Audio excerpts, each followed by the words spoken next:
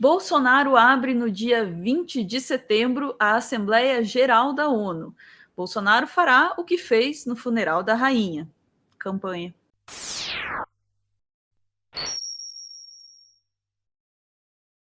Muito bem, então aí as informações trazidas por doutora Ana. Bolsonaro na Assembleia Geral da ONU no dia 20 de setembro. A gente já viu ele fazer isso antes, então a gente sabe mais ou menos o que esperar. A gente sabe como ele está se comportando agora, que é a campanha, então isso também ajuda a balizar as expectativas. De qualquer forma, não vou ficar nem eu, não vou ficar nem a Ana, não vai ficar nem a Sofia chutando aqui o que vai acontecer, expectativas, né? O que cada um acha. Ninguém quer saber o que a gente acha. O que a gente sabe? A gente sabe que o Jamil Chad, opa, esse sim, referência nas coberturas das relações internacionais, conversou com um monte de gente aí para saber o que vai rolar na ONU. Gente de dentro aí do Planalto, nas embaixadas pelo mundo, dentro da ONU e tal. Então o Jamil conversou com isso a respeito disso lá no UOL e a gente tem informações dele, né? Só que aí a gente tem que começar pelo funeral da rainha, porque o Bolsonaro vai de Londres para Nova York lá participar da ONU, né? E aí o Jamil, Ana, Sofia, essa é a doideira, diz que tá apurando aí. Como é que vai ser o Bolsonaro na ONU? E todo mundo só quer falar com ele sobre o Bolsonaro em Londres para o funeral da rainha, porque o pessoal tá meio indignado e pergunta assim: ô Jamil, vocês no Brasil lá, vocês não sabem que essa porra é um funeral? Desse jeito, vamos ver. Ontem eu tinha, sinceramente, esquecido do celular por uma hora e meia. Quando eu peguei no celular o que tinha de mensagem de diplomata estrangeiro, consternado, falando em vergonha, falando em se a gente sabia que aquilo ali era um funeral, né? Todas essas perguntas por conta justamente desse comportamento de Jair Bolsonaro.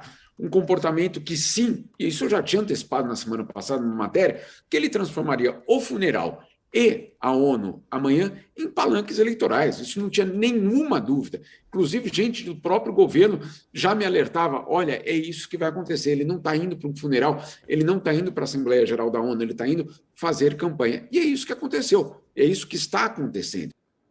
Tem toda a razão. É isso que aconteceu, é isso que está acontecendo, né? E aí, só para a gente entender melhor aí o contexto, o Bolsonaro subindo lá, vocês viram isso? Naquela sacadinha, assim, daquele prédio vitoriano, na real era a Embaixada Brasileira, né? O Bolsonaro fazendo campanha, o Bolsonaro indo no posto de gasolina, tudo isso aí é muito esquisito para os outros líderes internacionais. Só para você ter uma ideia, diz que o Joe Biden estava com uma ideia aí que era assim, pô, vamos juntar, vai ter um monte de chefe de Estado em Londres, vamos sentar ali e vamos falar sobre meio ambiente, pode ser? Aí alguém falou assim, porra, não, pega mal, porra, morreu a véia, vamos ver aqui o Jamil Chad. Luto não é o momento nem de fazer política, nem de ir no posto de gasolina, nem de fazer vídeo, nem de fazer live, nem de fazer palanque, nada disso cabe nesse momento. Vou dar um exemplo. Existia uma possibilidade, inclusive, já que tantos líderes estariam numa mesma cidade, de Biden falar com os europeus justamente sobre a guerra na Ucrânia. E qual foi o acordo? Não, esse não é o local e esse não é o momento nem para negociar, nem para falar de política. Disso a gente vai falar em Nova York, quando todo mundo for para lá, muitos vão pegar o avião, vão sair de Londres, vão para Nova York para a abertura da Assembleia Geral da ONU. Então, não, em Londres não é o local para falar de política. É um momento de luto, salvo para o presidente brasileiro, que obviamente utilizou. E aí tem algo também muito grave, não é só um protocolo que foi desrespeitado, é a própria Embaixada do Brasil, que é um prédio público que foi utilizado, sim, de palanque eleitoral. Bom, daí tem que ver qual foi o papel do Itamaraty nesse troço, né? Mas aí também nada mais nos surpreende, né? Nada mais nos surpreende. Se a embaixada desde o começo organizou aquilo ali, né?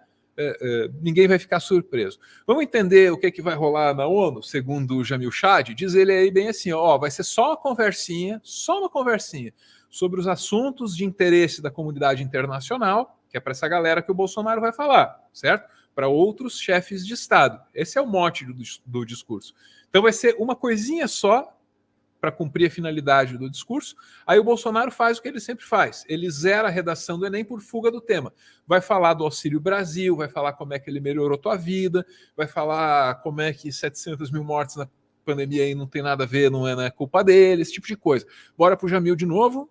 Nova York, e vai continuar, como o Josias disse. E o discurso, posso até já antecipar para vocês, ele vai falar, sim, em 2 ou 3 temas internacionais, e depois vai fazer um resumo do que foram os êxitos dos últimos 3 anos e meio, basicamente, do seu mandato. Então, é para isso que ele está indo, não resta nenhuma dúvida. Agora, o que também é muito interessante, Josias, Fabiola, são os encontros que ele vai ter depois do discurso dele na ONU.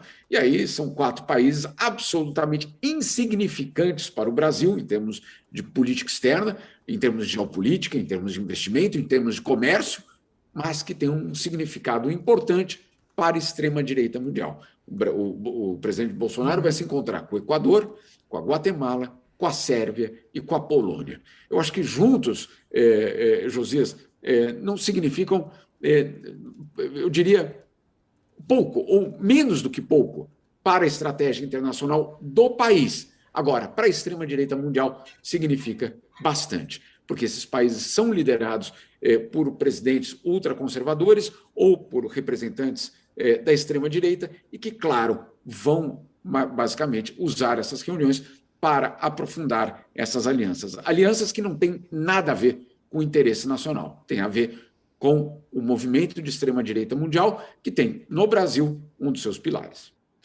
Perfeito. O que a gente aprendeu aí com o Jamil, então? Você vai ver esse vídeo, talvez, agora na manhã do dia 20, daí depois tem lá a conversa do Bolsonaro na ONU, e você vai ver o dia inteiro o pessoal reproduzindo o discurso dele. O discurso dele vai ser, adivinha? Um discurso de campanha, né? Então, ele usa uma oportunidade que só ele tem na corrida eleitoral, porque ele é presidente, né? E passa ali a sua mensagem. Isso é o que deve acontecer ao longo do dia 20, segundo o Jamil Chad. Agora, era previsível, né? Mas tá aí. É resultado de apuração, não é opinião nossa. Agora, era previsível. Sofia, o que faz? É o dilema aí da gente na comunicação. Veja você, se você noticia o que o Bolsonaro falou, palavrinha por palavrinha lá na ONU, você ajuda na campanha dele. Se não noticia, você também não informa as pessoas. Faz como? Isso é um dilema eterno. A gente analisa situação por situação. Ai, Álvaro, eu sinceramente, se você não consegue dizer qual que é a melhor maneira de agir com isso, não ser eu que vou conseguir. Mas realmente é um dilema, e eu acho que é um dilema que, daí, vou puxar aqui para o meu lado, que às vezes no jornalismo científico a gente também tem, né? Então, quando a gente via aquelas questões do negacionismo, etc., a gente deve dar espaço para mostrar isso ou não. Então, realmente não tem uma resposta fácil com relação a isso aí. Agora, uma outra coisa que, assim, como você mesmo falou, não era de se surpreender essa maneira de agir do Bolsonaro, né? Porque na prática ele não foi para lá como presidente, ele foi como candidato, né? E se ele não se compadeceu nem pela morte de 670 mil, acho que já estamos, brasileiros do país que ele é o presidente, será que ele iria se compadecer da morte de uma rainha em outro país? Eu acho pouco provável. Ana, viu a fotaça do Bolsonaro? Parece que tá dando uma gargalhada, assim, daí tá com a mãozona naquele braço do rei, aquele braço que termina em dedos linguiçudos. Você viu essa foto, não? Vou ver se eu acho aqui. Vi, o pessoal tava falando, mas é só uma foto e tal. Mas, gente, ele tá sorrindo e pegando no braço do rei. Daí você fala, mas, né, dane-se a monarquia, tem que ter mais guilhotina, concordo. Mas, assim, você é um chefe de Estado, né? Você está indo num evento, num país, representando o seu país ali. Não é hora para você considerar se vale ou se não vale monarquia, ele tem que respeitar protocolos, E a vergonha internacional não é só uma questão de vira-latice, é também uma função de um chefe de Estado. Ele vai se relacionar com outros chefes de Estado, ele vai se relacionar de uma forma, né, condizente com a sua posição e não deve envergonhar o seu país, se passar por idiota, desrespeitar os outros países. O que isso faz? Estraga relações diplomáticas, o país já fica mais de má vontade com o Brasil, a imagem do país no exterior, né, vai se desfazendo, vai virando um país de uns porra louca que não respeitam nada, né? O britânico lá não quer mais fazer negócio com o Brasil, ninguém mais quer vir visitar o Brasil, entende? Causa uma série de problemas. Então não é só questão de vou defender a polidez diante do rei da Inglaterra. Defender que o chefe de Estado se comporte como tal, né? Aí a foto do... Sabe E Ana, ele disse ali assim, ó, Sofia, ele disse assim, tua mãe morreu antes ela do que eu. Provavelmente. Né?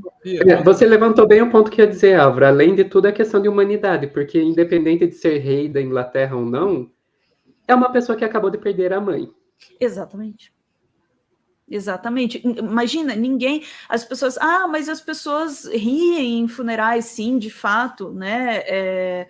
Todo mundo já teve essa situação, você tá lá, tá muito tempo ali, as pessoas lembram de coisas engraçadas, conversam entre si e riem. Outra coisa é você cumprimentar o filho da pessoa que acabou de morrer sorrindo, né? É o mínimo que se espera de humanidade, né? Você demonstrar um pouco de compaixão com a pessoa, né? Mas eu não acho que o Bolsonaro seja capaz de fazer isso, né? É incrível porque ele não é nem capaz para se comportar como um sociopata que finge que se importa. Nem isso ele tem capacidade.